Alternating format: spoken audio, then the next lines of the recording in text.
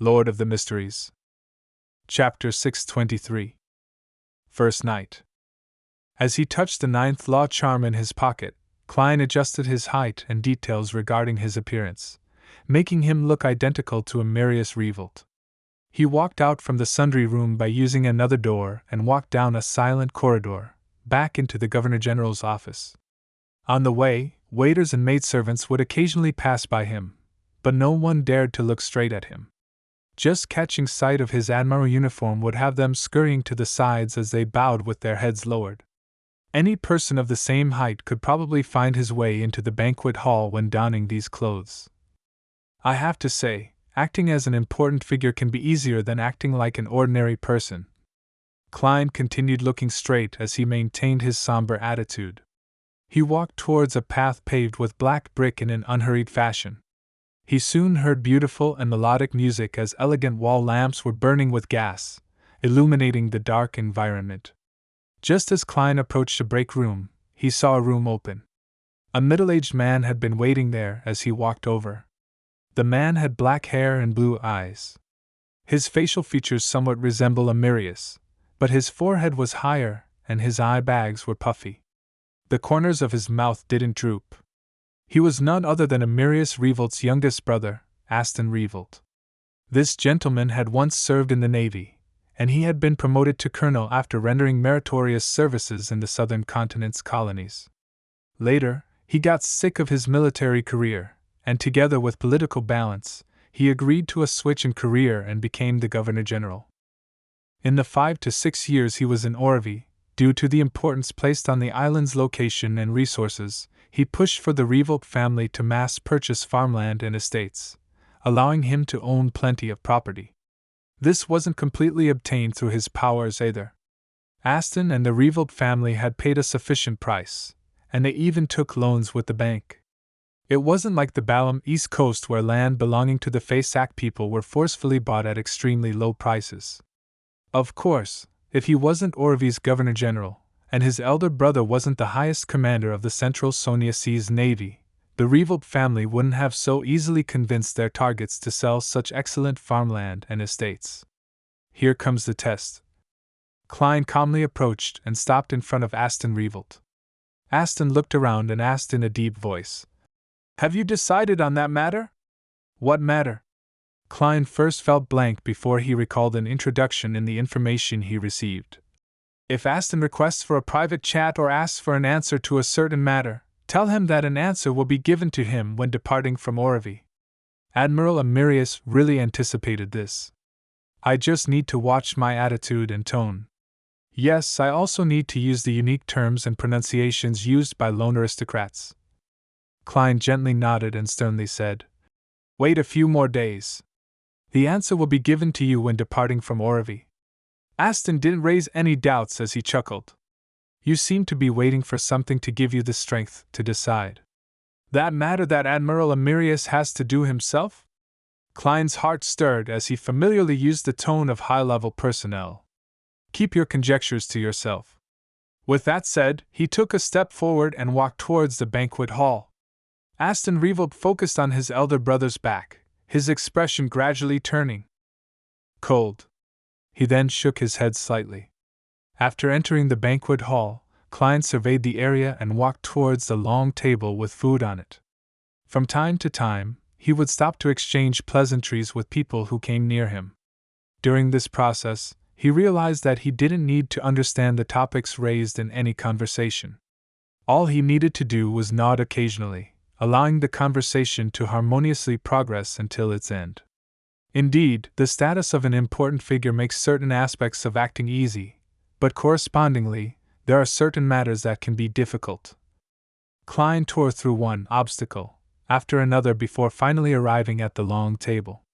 He casually picked up a plate and told himself that Admiral Amarius liked fish, beef, and lobster, while disliking chicken and goose. Therefore, he avoided food like the roasted chicken and Backlund-styled roasted goose. He picked up some beef, fried dragon-bone fish, and Odora lobster with butter and cheese. As the metallic containers had their bottoms lined with asbestos, with red-hot charcoal burning under it or steaming hot water, all of the food maintained an appropriate temperature.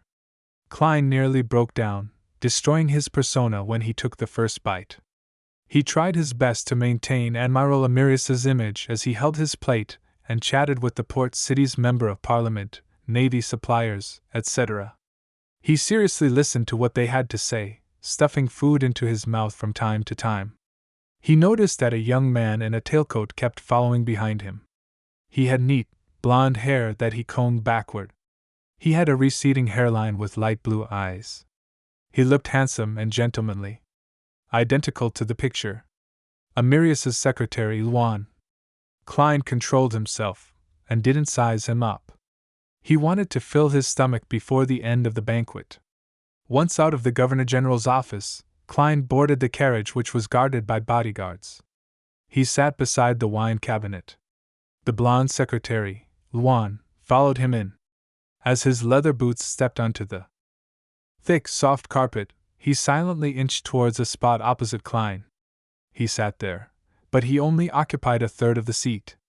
The carriage began moving as Luan took out a stack of documents from the black briefcase he carried. Your Excellency, this is the Orvie Naval Base's ledger for the year 1349. Klein extended his hand over and casually browsed through a few pages. What? £1 for a roll of toilet paper?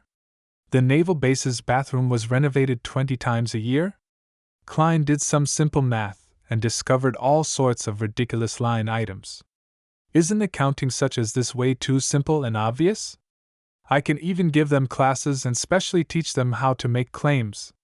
Klein seriously considered the attitude he should show. From his point of view, the greatest difficulty in disguising as Amirius was to fool Luan.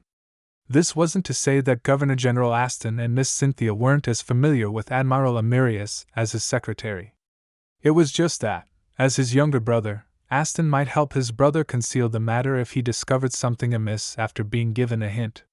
Similarly, as his mistress, Cynthia would be inclined to help conceal the matter for the Admiral as his dependent. Of course, the possibility that Cynthia was a spy couldn't be eliminated. There was still the matter of there being a chance of being used by a spy, but nothing could be as dangerous as Luan, whose duty was to monitor the Admiral. I can't expose any problems. What kind of attitude would Admiral Amirius have when faced with such a report? Go into a rage, or pretend to be in a rage? No, the Orvie Naval Base personnel wouldn't be that daring to hand over a clearly problematic report as though he were blind. They must have a certain level of confidence, and a tacit understanding between them. As the information didn't mention this, Klein could only make a judgment based on his experience. Furthermore, he could confirm that either the Orvie Naval Base's report was beyond Admiral Amirius's expectations or was determined to be of little importance. Just based on the schedule, it was something that could easily be dealt with. Regardless of the possibilities, I have to use the attitude that a person of high standing will usually employ. That is to not indicate my stance.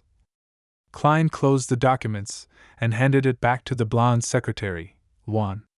He said expressionlessly, "Put it on my desk." In between the lines, this sentence meant, "I'll look through it carefully." To others, it would mean something different based on their standpoints. If the Orvie Naval Base had done it without warning, this meant that the Admiral was somewhat dissatisfied and was awaiting an explanation. If the two had reached a tacit, mutual understanding on the matter, it meant that Admiral Amirius wished to obtain more favorable benefits in the matter. As for whether it would offend anyone, Klein didn't care. After all, he wouldn't be Amirius Revolt in a few days' time. He believed that a true demigod had the means to repress the anger of his subordinates.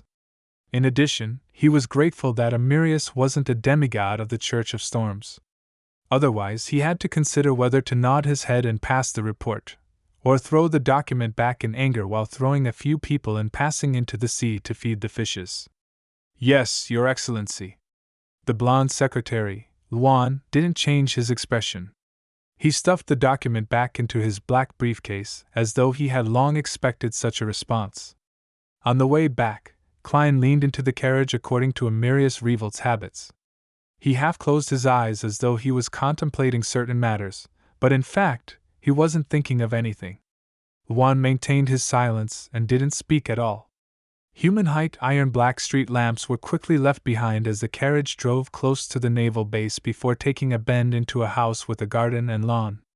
Just as Klein walked up the steps, a butler opened the door for him as servants lined the two sides, reverently awaiting his entrance. The living room was decorated in a very classic manner. There were oil paintings of beautiful scenery hung up, limestone statues, simple and elegant vases, etc. A faint but lingering fragrance emanated in the room, one that reached into the heart. Klein, who should have relaxed, ended up tensing up as he saw a beautiful lady walk towards him in a home gown. She looked to be in her early 20s. Her blonde hair cascaded down, and when she cast her blue eyes over, it was as though there was a glow hidden within them. While filled with gentle feminineness, there were still some remnants of her adolescence. She was none other than Admiral Amirius's mistress, Cynthia. Klein held back his discomfort, and allowed Amirius's stern face to reveal a smile as he widened his arms. Cynthia threw herself into his arms and tiptoed. With her cheeks by his cheek, she whispered with a smile, "Admiral, I've already heated the water for you in the bathtub." This means she had someone monitor the end of the banquet. Being a mistress isn't something simple either. Admiral Amirius does like to take hot baths so as to relax his thoughts. In order to ignore how close their cheeks were, Klein allowed his thoughts to wander. As a straight man, he should have felt embarrassed while also being rather glad to be approached by such a beautiful member of the opposite sex. However, the temporary contract made him have zero urges. Hence, all that was left was awkwardness. "Very good," Klein praised her as he gently pushed Cynthia away, having had nowhere to place them. Knowing that the Admiral didn't like to be intimate in front of the servants, Cynthia retreated and led Klein to the second floor. He was brought into the bathroom as he prepared a bathrobe for him. After doing all of this, Cynthia instructed the servants not to come to the second floor unless they heard the bell ring. Then, she returned to the bedroom, took off all her clothes and changed into a nightgown made of silk. Her nightgown revealed plenty of her chest. It was an alluring snow white, and deep. In her cleavage was a special necklace pendant. It was like a miniaturized black rhinoceros horn about the length of a finger segment. Cynthia took off the necklace and stuffed it under her pillow. Amidst her blushing and hesitation, she left the bedroom and came outside the bathroom where the Admiral was bathing. Mustering her strength, she pulled at the handle. Creak. Her hand paused. She realized that the bathroom's door had been locked from the inside at some point in time. With a blank look, Cynthia instinctively yanked at it again. Creak. Creak. The bathroom's door didn't budge an inch,